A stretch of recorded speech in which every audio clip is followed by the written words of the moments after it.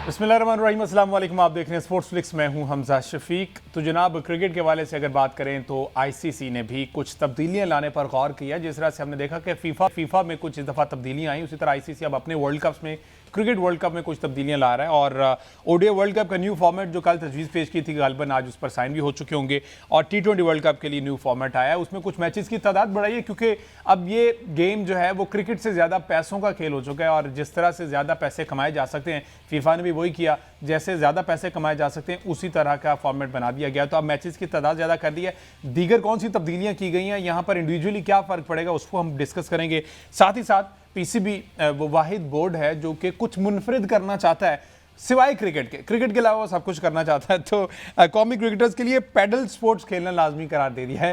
Cricket खेली नहीं जा रही, पैडल स्पोर्ट्स हमने खिलाना है क्योंकि फिटनेस बेहतर होती है उससे। इस पर बात करेंगे। साथ ही साथ जनाब, फीफा वर्ल्ड कप 2026 जिसमें हमने देखा कि कल स्पेन ने फ्रांस को हरा दिया है। फ्रांस जो कि 18 और 22 की लेगेसी लेके चल रहा था, एक जीता एक फाइनल हारा, और अब उम्मीद कर रहा था कि 26 में भी हम फाइनल में पहुंचेंगे, लेकिन फ्रांस की उम्मीदों पर पानी फेर दिया गया है और 2-0 से स्पेन ने फ्रांस को शिकस्त दी है। आज एक और बड़ा मार्का जो कि अर्जेंटाइन वर्सेस इंग्लैंड होने जा रहा है। अब देखना है कि स्पेन का मुकाबला इंग्लैंड से होता है या फिर अर्जेंटाइन। आज रात 12 बजे ये डिसाइड होना है। कल किसकी क्या गलती थी, क्योंकि एम्बापे बहुत ज़्यादा कुछ एक्टिव दिखाई नहीं दिए, ऑफ कलर से दिखाई दिए और बाद में थोड़ा बहुत फ्रस्ट्रेट भी हमें दिखाई दिए। सारी सूरत पर बात करेंगे। सबसे पहले हम क्रिकेट पर बात करते हैं। हमारे सीनियर स्पोर्ट्स एनालिस्ट और साथ ही साथ अहमद सईद ने हमें ज्वाइन किया है और मोहसिन साहब हमें ज्वाइन कर चुके हैं। अस्सलाम वालेकुम मोहसिन साहब। वालेकुम सलाम। मोहन साहब, सर ये जो फॉर्मेट आया है, T20 को भी ले लें, वर्ल्ड कप को, ओडीआई को भी ले लें, सर क्या लगता है ये पैसे कमाने का एक नया तरीका है? नहीं, पैसे कमाने का तो शायद थोड़ा सा उसमें ये है कि जो नंबर ऑफ मैचेस उन्होंने बढ़ा दिए ना, मतलब सुपर 8 की बजाय सुपर 10 कर दिया है। इसको तो हम कह सकते हैं कि पैसे थोड़े से बढ़ाने का प्रोग्राम है। और क्योंकि पाकिस्तान और इंडिया का आई बॉल का तो मुकाबला कहीं से नहीं ना हो सकता, तो वो उससे ये हो जाएगा कि पाकिस्तान इंडिया के नंबर ऑफ मैचेस बढ़ने के चांसेस हैं जी। बाकी इन्होंने बेसिकली ये किया है कि T20 ने ना बहुत ज्यादा इंटरेस्ट खत्म कर दिया है क्रिकेट में। हर वक्त लीग्स और 22-23 लीग्स हो रही हैं दुनिया में। तो उन्होंने फर्क ये किया है कि ओडीआई, T20 और WTC को थोड़ा थोड़ा उसके फॉर्मेट को चेंज करके उसमें इंटरेस्ट पैदा करने की कोशिश की है। ओडीआई में पहले हम कर रहे थे कि ये मैचेस होते थे और सेमीज हो जाते थे। अब उन्होंने ना उसमें सुपर 7 ऐड कर दिया है कि पहले वो पूल खेलेंगे, अपना ग्रुप से सुपर 7 में जाएंगे, सुपर 7 में से फिर वो सेमीज के लिए सिलेक्ट होंगी 4 टीम्स। उस तरह T20 जो है वो T20 में पहले वो आ रही थी, उसमें 8 सुपर 8 में, अब आ गई 10 में पाकिस्तान इंडिया के मैचेस बढ़ जाएंगे। ठीक है। फिर आ गया वर्ल्ड क्रिकेट, जो वर्ल्ड WTC है, उसमें पहले ये था कि 2 टीम्स आपकी जो हाईएस्ट जिनके नंबर्स होते थे, पॉइंट्स होते थे, वो फाइनल खेल लेती थी। उन्होंने कहा कि अब 4 जो बेस्ट टीम्स हैं उनको आप लें और उनमें भी सेमीफाइनल हो और फाइनल हो। उससे ये फिर एक थोड़ा सा इंटरेस्ट इंक्रीज कर जाएगा। एक स्टेप ऐड कर दिया। फिर एक वो ये चाह रहे हैं कि एक वर्ल्ड क्लब लीग हो जाए, जिसमें जितनी भी वर्ल्ड की रिनाउंड लीग्स हैं उसमें से जो उनके विनर्स हैं वो आ जाएं और उनका फिर एक अलग से टूर्नामेंट हो जाए। ये पैसे कमाने का है। ये बात आपकी यहाँ पे ठीक है कि यहाँ ये वो पैसे कमाने चाह रहे हैं और कि लीग और हो जाए और पैसे का एक और जरिया बन जाए, उससे क्रिकेट डैमेज हो जाए, उसकी सोल डैमेज हो जाए, वो अलग बात है। तो यहाँ ये थोड़ी सी उन्होंने ये चीजों को फर्क डाला है ताकि अच्छा एक और उन्होंने एक अच्छा फैसला किया है। अहमद साहब, ओवर टू यू।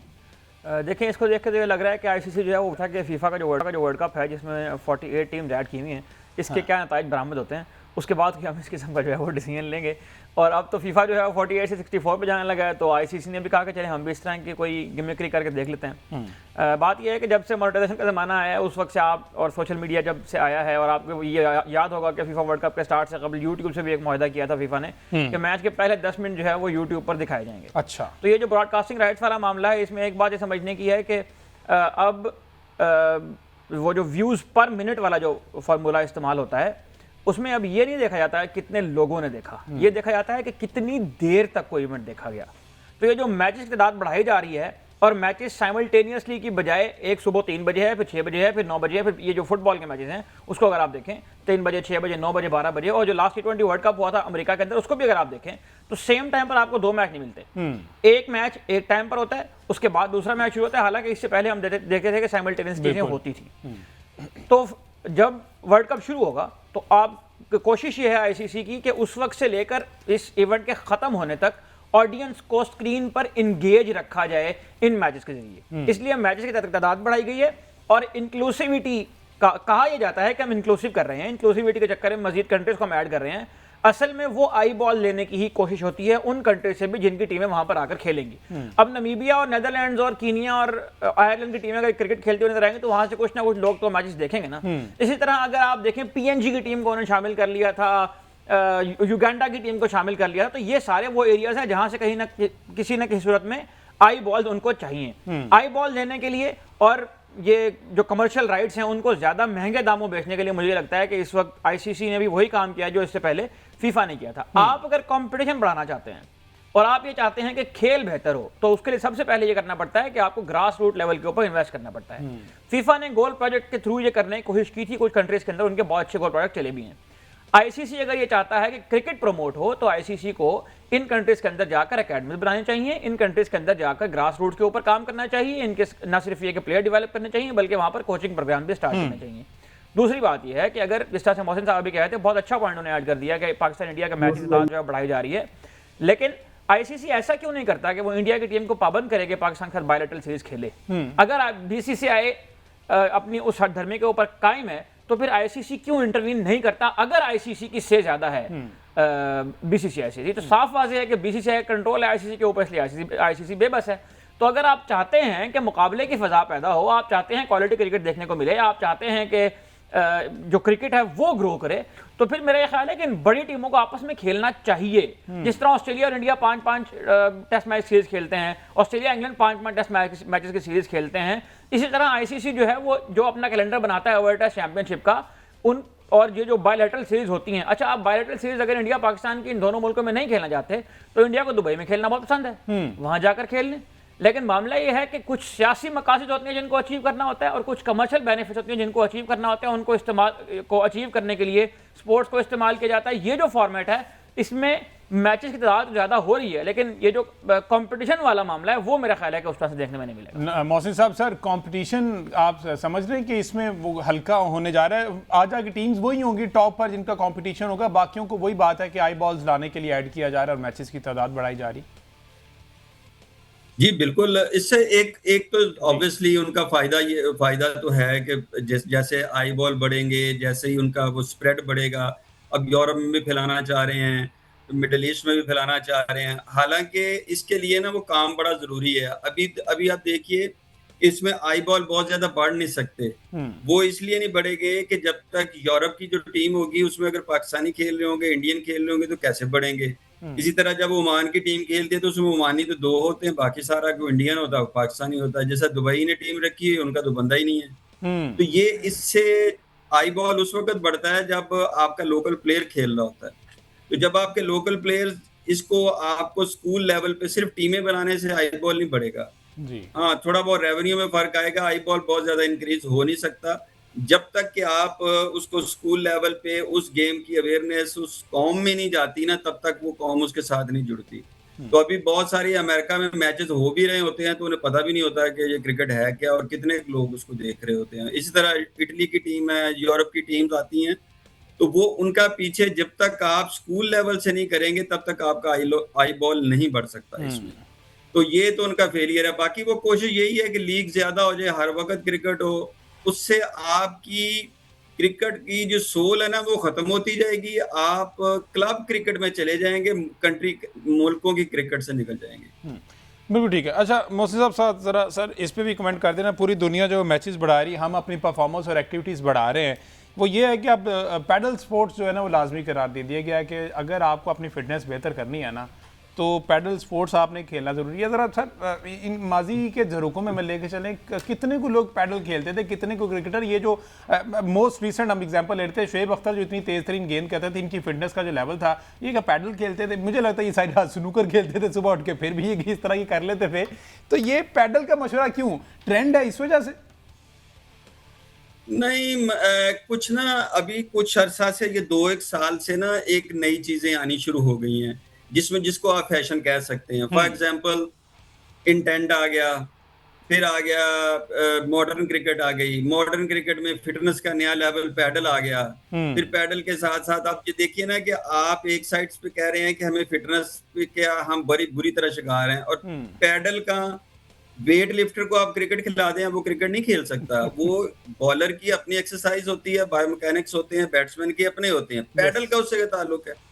और दूसरा आप ये देखिए ना कि आप कह रहे हैं कि कितनी प्रमोशन आप क्रिकेट की कर रहे हैं। आपने डोमेस्टिक क्रिकेट को कहा कि हमें फरोग देना है, इसको बढ़ावा देना है, और साथ ही आपने कहा 40-40 लाख रुपया पार्टिसिपेशन फीस दे दें, 15 लाख रुपया जिसने नया अंदराज कराना है, नई एंट्री करानी है, रजिस्ट्रेशन फीस वो भी दे दें, 55 लाख रुपया वो दे दे। तो ये आप क्रिकेट को बढ़ा रहे हैं, इससे फिटनेस भी इंप्रूव कर जाएगी। और पैडल से देखें ना, मतलब ये अभी कल की गेम है, ये उनके लिए है जो ग्राउंड में नहीं जा सकते, जो पसीना नहीं बहा सकते, ठंडी सी ग्राउंड हो, ठंडी सी गाड़ी हो, दो उसमें सैंडविच पड़े हो, वो जाके आराम से खेले, आधा घंटा उसको खेलने को मिले, उसके बाद सारा दिन वो अपना कारपोरेट लाइफ गुजारे, ये उसके लिए है। प्रोफेशनल के लिए ये इस एक्सरसाइज का क्या मतलब है? प्रोफेशनल ने तो जब तक आपको ग्राउंड में गर्मी में हब्स में एक्सपोज नहीं करना, हाउ इज इट पॉसिबल कि वो कल को जाके इन रियल सेंस किसी ग्राउंड में जाके परफॉर्म कर देगा? तो ये एक अभी आपने ये फैशनेबल लफ्ज है पैडल भी, और एक और फैशन आया है कैंप फैशन। अच्छा, देखें जी, वो कैंप लग गया 1.5 महीने का, आप छोड़े डोमेस्टिक को, कैंपों में आए। मतलब ये आप टोटली आपका जो इस वक्त डोमेस्टिक खिला रहा है ना सर, उसका प्रोफाइल मैंने पढ़ा है, आज ही पढ़ा, यकीन करें आज ही पढ़ा है। वो एक डिप्टी कमिश्नर हैं, असिस्टेंट कमिश्नर हैं, फिलॉसफी में उन्होंने पढ़ा हुआ है, अपनी डिग्री की हुई है, पॉलिटिकल साइंस उनका शौक है, और वो तांदलियावाला में और 2-3 जगहों पे वो ऐसी काम कर चुके हैं, और जिंदगी में ना उन्होंने क्रिकेट खेली ना देखी। ये उनके ना पोर्टफोलियो अपने बने हुए पड़े हैं। वो डोमेस्टिक चलाएंगे तो फिर पैडल ही खेलना ना। एसी साहब तो ग्राउंड में नहीं जाते, वो तो पैडल ही खेलते हैं ना जी। बिल्कुल ऐसी। देखिए पैडल जो है ना, ये एक ऐसी गेम है, जिस तरह मोहन साहब ने अभी कहा, पैडल एक ऐसी गेम है जो उन लोगों के लिए बनाई गई थी जो ना टेनिस खेल सकते हैं ना स्क्वॉश खेल सकते हैं। पैडल कॉम्बिनेशन है स्क्वॉश और टेनिस का। हाँ। ये बुनियादी तौर पर उन लोगों के लिए बनाई गई थी जो मतलब इस काबिल नहीं होते, उनकी इतनी फिटनेस नहीं होती, या उनकी जो बॉडी टाइप होती है वो इस तरह की नहीं होती कि नहीं, वो पता किस लिए होती है कि जो आई एम सॉरी जी अपना भाईजान, जी आप करें, ये उनके लिए है कि जिनको जो घर में बता सके कि मैं स्पोर्ट्स करके आया हूँ। हाँ जी बिल्कुल। तो ये उन लोगों के लिए बनाई गई थी जो मतलब ग्राउंड में जाके, अब टेनिस जो है ना वो एक ऐसा खेल है कि जिसमें आपको बहुत ज्यादा स्ट्रेचिंग चाहिए, इसमें बहुत ज्यादा, मतलब टेनिस मेरा ख्याल है फिटनेस वाइज सबसे मुश्किल गेम है। तो जो लोग वो नहीं खेल सकते, उनको टेनिस का रैकेट हाथ में लेकर शॉट मारने का शौक है, उनके लिए इस तरह की चीज बनाई गई है। तो पैडल जो है ना, मुझे नहीं पता कि इससे कौन सी वो फिटनेस अचीव करना चाहते हैं, कौन सी वो हैंड टू आई कोऑर्डिनेशन है जो वो ठीक करना चाहते हैं, कौन से ऐसे रिफ्लेक्सेस हैं, और उन्होंने बताया ये है कि जी इससे फील्डिंग बेहतर होगी, मूवमेंट। तो आप एक केज के अंदर खड़े होकर, बड़े बड़े हमारे ना, मैं नाम नहीं लेता, बड़े बड़े सियासतदान भी खेलते हैं, उनकी वीडियोस भी देखी होंगी, कितनी शानदार गेम है ये। तो ये भी सारा वीडियोस और इंस्टाग्राम का चक्कर है, क्योंकि पहले हम रील्स की बुनियाद पे, कंटेंट की बुनियाद पे फैसले करते हैं। पहले भी पीएसएल जब होता है तो उसमें भी एक छक्का लगता है, उसका कंटेंट बनता है, उसके पीछे वो साउंड बीट डाली जाती है छक्का मारने की, और वहां से हम कहते हैं कि जी प्लेयर ये बहुत अच्छा है, इसको टीम में लेकर आए। तो अब यहाँ से टीमें बनेंगी तो लेकिन मुझे ये नहीं समझ आ रही कि ये कौन सा जीनियस है, कौन सा अरस्तू है जिसने टीम को ग्राउंडों से निकाल के इस किस्म के बंद केजेस के अंदर लाकर जो है वो खड़ा कर दिया है। इसके भी नतायज जो है वो खुदा ना खास्ता, अल्लाह ना करे, को बहुत अच्छे बरामद नहीं होंगे। बहरहाल ये पैडल पे आप इतनी ज़्यादा तनकीद ना करें, है ना, वो बास्केटबॉल कोर्ट्स भी मंसूबे का ऐसा, ये भी उन्होंने कह दिया। मौज़ साहब अगले शो में सर इस पर भी तजिया लेंगे। बहुत शुक्रिया, आपके कीमती वक्त का। एक ब्रेक लेते हैं, ब्रेक से वापस आते हैं, फीफा वर्ल्ड कप पर बात करते हैं।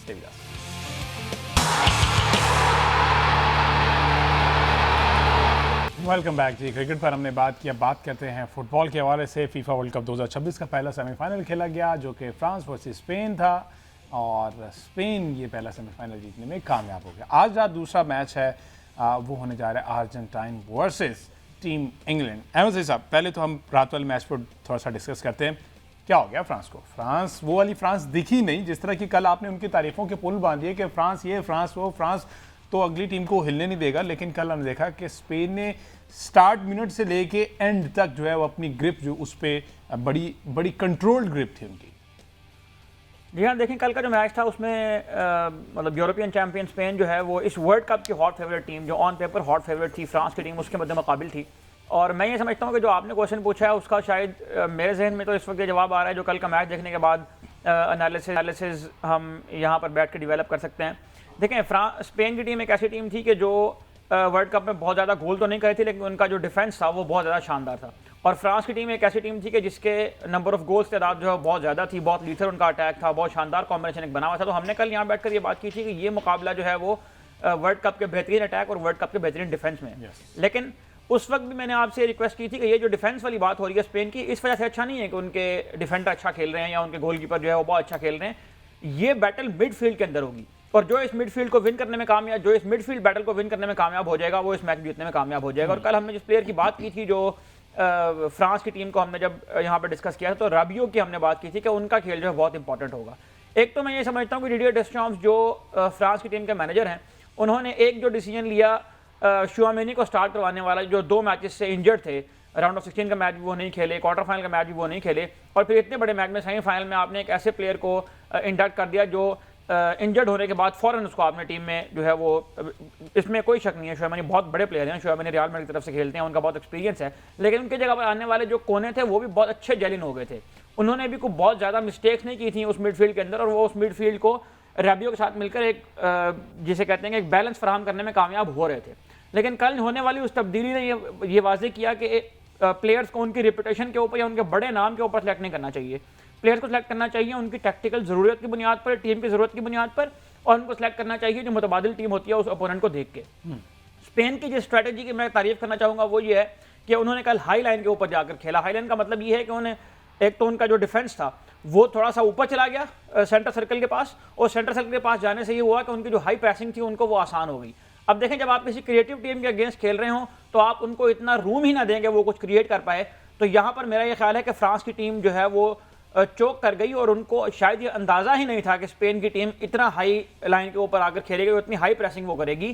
क्योंकि जब तक आप एम्बापे, ओलिसे, डेम्बेले जैसे प्लेयर्स को क्रिएट करने का टाइम ही नहीं देंगे, उस वक्त तक मेरा ख्याल है कि वो कुछ भी अपना जो उनका एक नेचुरल टैलेंट है वो उसको नहीं दिखा पाएंगे। इसमें समटाइम्स ये रिस्क का फैक्टर भी होता है कि जब आप हाई लाइन लेकर जाते हैं, डिफेंस को ऊपर लेकर जाते हैं, तो डिफेंस के पीछे बहुत स्पेस खाली हो जाती है, तो किसी लॉन्ग बॉल के ऊपर या किसी अच्छे थ्रू बॉल के ऊपर उसको एक्सप्लॉइट किया जा सकता है। लेकिन स्पेन की टीम एक ब्रेव माइंडसेट के साथ आई, स्पेन की टीम अटैकिंग इंस्टिंक्ट के साथ आई, और उन्होंने वो जो लॉन्ग बॉल्स लगने थे फ्रांस की टीम के अपने हाफ से, उनको उन्हें वहीं पर ही ब्लॉक किया, बजाय इनके कि वो स्पेस दें और नीचे आकर उसको डिफेंड करने की कोशिश करें। क्योंकि उन्हें इस बात का अंदाजा था कि कुबार्सी और लापोर्ट ये दोनों एक्सपीरियंस वाइज को बहुत अच्छे शायद उस तरह से नहीं है, क्योंकि कुबार्सी अपना पहला वर्ल्ड कप खेल रहे हैं, लापोर्ट भी अपना पहला वर्ल्ड कप खेल रहे हैं, नेशनल टीम के साथ उनका एक्सपीरियंस भी बहुत ज़्यादा नहीं है। तो उन्होंने इस चीज़ को समझते हुए उस एरिया के ऊपर रिलाई किया जहां पर वो डोमिनेट कर सकते हैं, और वो मिडफील्ड का एरिया था। तो उनके मिडफील्डर्स ने और उनकी जो फ्रंट थ्री थी उन्होंने भी बहुत अच्छी प्रेसिंग की, और उन्होंने किसी किस्म का कोई मौका दिया ही नहीं है कोई थ्रू बॉल मारने का या कोई लॉन्ग बॉल खेलने का फ्रांस की टीम को। और मेरा ये ख्याल है कि यहाँ पर जो एक आसाबी जीत उन्होंने हासिल की पहले हाफ के अंदर ही, वही फैसला कुन साबित हुई, और फ्रांस की टीम हमें बिल्कुल आउट क्लास होती हुई दिखाई दी। इसमें देखें, जो फुटबॉल का मैच होता है उसमें पहले 15 मिनट, दूसरे हाफ के 15 मिनट, और फिर जो आखिरी 15 मिनट होते हैं, मेरा ये ख्याल है कि ये 3 फेज ऐसे होते हैं, 3 पीरियड ऐसे होते हैं मैच के जो सबसे ज़्यादा इंटेंसिव होते हैं, सबसे ज़्यादा इनके अंदर तेज़ गेम होती है। इनमें जो है स्पेन की टीम ने चूंकि डोमिनेट किया, तो फ्रांस की टीम जो है वो बिल्कुल भी फिर खेल के अंदर कम बैक नहीं कर पाई। एक पेनल्टी मिल गई, लमीन जमाल ने पेनल्टी विन की जिसको यारज़ाबाल ने कन्वर्ट कर दिया। फिर दूसरे हाफ में आती ही पेड्रो पोरो ने बहुत शानदार गोल किया, जो कि राइट बैक हैं स्पेन की टीम के, और जो उन्होंने फिनिश की, मैं समझता हूँ कि वो एक स्ट्राइकर इंस्टिंक्ट था, जिस तरह नंबर 9 स्ट्राइकर जो है वो उसको फिनिश करता होता है। तो वो बहुत शानदार मूव थी, और जब 2-0 की जीत उनको हासिल हो गई तो स्पेन की टीम उसके बाद 30-40 मिनट मैं ये समझता हूँ कि उनकी मिडफील्ड इतनी कैपेबल थी कि उस मिडफील्ड ने जो है उस गेम को पूरा कंट्रोल में रखा। और फिर दाद देनी होगी लाफोंटे की, जिन्होंने 70 मिनट के अंदर आकर पेड्री को भी साबित कर दिया। और पेड्री को आपको याद होगा कि पेड्री बार्सिलोना से ताल्लुक रखते हैं, बहुत बड़ा नाम है। अगर रेपुटेशन के ऊपर टीम बनानी होती तो पेड्री का इस टीम में वॉक इन करना, मतलब यूं कह लीजिए कि वो जरूरी था ऑन पेपर। लेकिन पहले 2 मैच खिलाने के बाद उन्हें ये एहसास हुआ कि पेड्री वो कंट्रोल फराहम नहीं कर रहे हैं टीम को स्टार्टिंग मोमेंट्स के अंदर, जहां पर आपको अटैक करना होता है, जहां पर आपको गोल निकालना होता है। लेकिन जब 2 गोल हो गए तो फिर उन्हें मोमेंटम को अपने कंट्रोल में करने के लिए रॉड्री के साथ पेड्री को भी मैदान में उतार दिया। उन दोनों प्लेयर ने, मेरा ख्याल है कि जो आखिरी के 20-25 मिनट का खेल था उसको इतने शानदार अंदाज में उन्होंने कंट्रोल किया कि फ्रांस बहुत ज़्यादा क्वालिटी होने के बावजूद, बहुत ज़्यादा यंग टैलेंट होने के बावजूद, बहुत ज़्यादा क्रिएटिव इंस्टिंक्ट होने के बावजूद कोई रंग जमाने में फ्रांस जो है वो कामयाब नहीं हुआ है। तो मैं ये समझता हूँ कि आजकल चूंकि मतलब वीडियो एनालिसिस का जमाना है, लोग मैचेस देख कर आते हैं। स्पेन की टीम ने इस मैच में अपनी स्ट्रेटजी को जिस तरह से तब्दील किया, जिस तरह से वो उनके अगेंस्ट आकर उन्हें ब्रेवरी का मुजाहरा किया, मैं ये समझता हूँ कि यहाँ पर जो है वो डिडियर डेस्टॉम्स जो है उनके पास कोई जवाब नहीं था उनके उस टैक्टिक्स का। और फ्रांस की टीम जो हॉट फेवरेट करार दी जा रही थी इस वर्ल्ड कप को जीतने के लिए, वो तीसरे कंसेक्यूटिव फाइनल को खेलने से महरूम रह गई। बहरहाल ये सारी चीज़ें तो एक तरफ, मुझे जहाँ तक लगता है मैं साहब कि ये वो जो कल किसी बाबा जी ने कहा मैं इसका तस्करा जरूर करूंगा। सारा कुछ ये उन्हीं की वजह से ही है, बाकी सारे ये खेल तो चलते रहते हैं। बाबा जी ने वैसे यहाँ पर बैठ के जो पैराग्वे को जितवा दिया था जिस दिन जर्मनी के, उस दिन ही मैं उनका मुरीद हो गया था। और उन बाबा जी को अगर हमारे यहाँ पर देखने वाले जो नाज़रीन है वो नहीं जानते तो मैं बता दूं कि हमजा भाई ने प्रेडिक्ट किया था कि स्पेन की टीम फ्रांस को हरा देगी। इस वक्त दुनिया के 70% पंडित जो है वो ये कह रहे थे कि फ्रांस एक ऐसी टीम है कि जिसके पास इतनी डेप्थ है कि कोई भी टीम अगर आए तो वो उनको हराने की सलाहियत रखती है। लेकिन स्पेन ने जिस तरह से आउट क्लास किया है तो उसमें स्पेन की दाद तो बनती है। मेरा ख्याल 3 पॉइंट आपको मिलने चाहिए। कमाल हो गया। बहरहाल जी, अब आज रात होने जा रहा है 12 बजे अर्जेंटाइन वर्सेस इंग्लैंड एक तवील इंतजार के बाद आ रहा है। अर्जेंटाइन को ऐसा लग रहा है जैसे आदत सी हो गई हुई है सेमीफाइनल्स खेलने की, और ये मेरे ख्याल गालिबन 7वां सेमीफाइनल उनका, और वो सेमीफाइनल सुनने में आया कि वो नहीं हारे, वो रिकॉर्ड्स ये कहते हैं। तो आज भी कोई करिश्मा हो सकता है कि इंग्लैंड थ्रू आउट कर जाए? लेकिन जो अब तक नताइज आए हैं इस वर्ल्ड कप के अंदर, किसी भी टीम को हम ये साइन ऑफ मतलब राइट ऑफ नहीं कर सकते। किसी भी टीम को हम ये नहीं कह सकते कि ये टीम जो है वो नहीं जीत पाएगी या ये टीम सलाहियत ही नहीं रखती। इंग्लैंड एक ऐसी टीम है कि जिसको इस वर्ल्ड कप से पहले किसी ने फेवरेट करार नहीं दिया था। इंग्लैंड एक ऐसी टीम है कि जिसकी अगर टीम शीट देखें तो इसके ऊपर इस वर्ल्ड कप के स्टार्ट होने से पहले बहुत ज़्यादा क्वेश्चन मार्क्स थे, क्योंकि 2-3 ऐसे प्लेयर हैं जिनको थॉमस टुशेल ने अपनी टीम में शामिल नहीं किया था, जिसमें हैरी मैगवायर हैं, जिसमें कोल पामर हैं, जिसमें फिल फॉर्डन हैं। ये 3 वो नाम हैं कि जिनके बारे में ये कहा जा रहा था कि ये चूंकि पिछला यूरो कप भी खेले थे इंग्लैंड की टीम के साथ, पिछले वर्ल्ड कप भी टीम के साथ थे, हैरी मैगवायर भी थे, तो मेरा ये ख्याल है कि ये वो प्लेयर थे जिनको ड्रॉप करना शायद किसी के वहमो गुमान में भी नहीं था। लेकिन उन प्लेयर्स को वो ड्रॉप करके वो साथ उन प्लेयर्स को लेकर आए जिनको वो समझते थे कि इस टीम में और उनके प्लान के अंदर जो है वो फिट इन हो सकते हैं। तो इंग्लैंड एक ऐसी टीम है जो हिस्टोरिकली परसेप्शंस के ऊपर बहुत ज़्यादा बनती थी। इंग्लैंड एक ऐसी टीम है जो मीडिया हाइप के ऊपर बहुत ज़्यादा बनती थी। प्लेयर्स की रेपुटेशन, प्लेयर्स के जो नाम होते थे, बड़े बड़े नाम, उनको वो लेकर वर्ल्ड कप खेलने आया करते थे। लेकिन जो इनके पिछले मैनेजर थे गैरेथ साउथगेट, जिनके होते हुए इंग्लैंड जो है वो 2018 के वर्ल्ड कप का सेमीफाइनल खेलने में कामयाब हुआ, 2020 यूरो कप का फाइनल इंग्लैंड ने खेला। इंग्लैंड की टीम मतलब गैरेथ साउथगेट ने जो ट्रेडिशन दी वो ये थी कि नामों की बजाय, रेपुटेशन की बजाय उन प्लेयर्स को लेकर जाया जाए जो परफॉर्म करते हैं, उन प्लेयर्स को लेकर जाया जाए जो कंसिस्टेंट है, उन प्लेयर्स को लेकर जाया जाए जो क्रिएटिव होने के साथ साथ क्लच मूवमेंट के अंदर आकर आपको परफॉर्म करके दें। तो उसी को कैरी ऑन किया थॉमस टुशेल ने, और वो जब टीम लेकर आया तो मेरा ख्याल है कि इंग्लिश मीडिया ने इतना शोर बचाया था इस टीम के ऊपर, शायद जो गुज़श्ता 4-5-6 वर्ल्ड कप हुए हैं उनमें किसी भी वर्ल्ड कप में जो हमने अपनी लाइफ में वर्ल्ड कप जो है वो देखना शुरू किए हैं पिछले 18-20 साल के अंदर, उनमें से कोई वर्ल्ड कप ऐसा नहीं है जिसमें इंग्लैंड के स्क्वाड के ऊपर इतना क्रिटिसिज्म हुआ। लेकिन उस क्रिटिसिज्म का जवाब उन्हें दिया है सेमीफाइनल में क्वालिफाई करके, और सेमीफाइनल में भी वो इस तरह से आए हैं कि जो मैच उनका हुआ था मैक्सिको के खिलाफ एस्टेका स्टेडियम में, उसके एल्टीट्यूड को देखते हुए, उसकी स्टेडियम के पास को देखते हुए, मैक्सिको के वहाँ पर रिकॉर्ड को देखते हुए बहुत सारे लोग ये कह रहे थे कि मैक्सिको ही इंग्लैंड की टीम को हराकर वर्ल्ड कप से बाहर कर देगा। लेकिन जिस तरह से इंग्लैंड ने वो मैच जीता और 3 दफा ऐसा हुआ है कि इंग्लैंड की टीम ने गोल खाने के बाद कमबैक किया इस वर्ल्ड कप के अंदर। तो इंग्लैंड इस वक्त इस ऐसी कंडीशन में है कि जिसको ये कहा जा रहा है कि इंग्लैंड अगर फाइनल में पहुंच जाता है तो इंग्लैंड इस वर्ल्ड कप को जीतने की भी सलाहियत रखता है। 2-3 ऐसे नाम हैं इंग्लैंड की टीम के अंदर जो मैं यहां पर जरूर लेना चाहूंगा। उनमें सबसे पहला नाम जो है वो जूड बेलिंगम का है, जो एक बहुत ही बुरा सीजन खेल कर आए हैं रियल मैड्रिड के साथ। क्लब फुटबॉल की मैं बात करूं, गुज़श्ता 2 सीजन जो है जूड बेलिंगम के बहुत अच्छे नहीं गए हैं, लेकिन जिस तरह से वो नेशनल टीम के अंदर आए हैं, जिस तरह से वो परफॉर्म कर रहे हैं, कुछ लोग उनको ज़िनेडिन ज़िडान की मूवमेंट से भी रिलेट करते हैं, वो कि मैं इस बात को मुकम्मल तौर पर नहीं मानता। लेकिन जूड बेलिंगम जिन्हें जिस तरह की परफॉर्मेंस इंग्लैंड की टीम के साथ दिखाई है, और जिस तरह से क्लच मोमेंट के अंदर ना सिर्फ ये कि उन्होंने मिडफील्ड कंट्रोल किया बल्कि गोल भी स्कोर किए, 13 गोल अब तक गालिबन स्कोर किए इंग्लैंड की टीम ने, जिसमें से 6 गोल हैरी केन ने स्कोर किए और 6 गोल जूड बेलिंगम ने स्कोर किए हैं। इसमें दिलचस्प बात यह है कि कोई भी ऐसा प्लेयर जो इंग्लिश प्रीमियर लीग से ताल्लुक रखता हो वो अब तक इस फुटबॉल टूर्नामेंट, इस वर्ल्ड कप में स्कोर करने में कामयाब नहीं हुआ इंग्लैंड के लिए, जबकि इंग्लिश प्रीमियर लीग दुनिया की टॉप नॉच लीग है, और अगर रेपुटेशन के बेस पर प्लेयर लेकर आने होते हैं तो फिर मेरा ख्याल है कि प्रीमियर लीग के लिए एक लिटमस टेस्ट ये भी है कि उनमें खेलने वाला कोई प्लेयर अभी तक 13 गोल जो स्कोर, उसमें 6 गोल हैरी केन ने स्कोर किए हैं जो जर्मनी की लीग में खेलते हैं, 6 गोल बेलिंगम ने स्कोर किए हैं जो ला लीगा में खेलते हैं, और 1 गोल जो है वो मार्कोस रैशफोर्ड ने स्कोर किया जो बार्सिलोना की तरफ से खेल कर आए हैं। तो इंग्लैंड और अर्जेंटीना का ये मैच, ये एक टफ मैच होने वाला है जिसमें हम किसी भी टीम को ये नहीं कह सकते कि अर्जेंटीना भी जो मैचेस जीत कर आई है उसमें सारे मैच जो है वो एक्स्ट्रा टाइम के ऊपर गए और उनकी जो अपोजिशन थी वो भी। तो मैं ये समझता हूं कि अर्जेंटीना के इस सवाल से भी एक तगड़ा इम्तिहान है कि जो सामने टीम उनके सामने खड़ी है एक फॉर्मिडेबल टीम है जिसको हराना उनके लिए मुश्किल होगा। तो ये एक तगड़ा मैच है, प्रिडिक्ट करने की पोजीशन में नहीं है, लेकिन मैं ये समझता हूँ इंग्लैंड की टीम जो है वो आज के मैच में फेवरेट है। अच्छा, इंग्लैंड की टीम आज की, तो फिर दूसरा तो आपको पता ही है। बहरहाल लेट्स सी, रात 12 बजे अर्जेंटीना वर्सेस इंग्लैंड। कल के शो में इसको फर्दर डिस्कस करेंगे, कौन जीता कौन हारा और वजूहत क्या बनी। मुझे दी इजाजत, अल्लाह हाफिज़।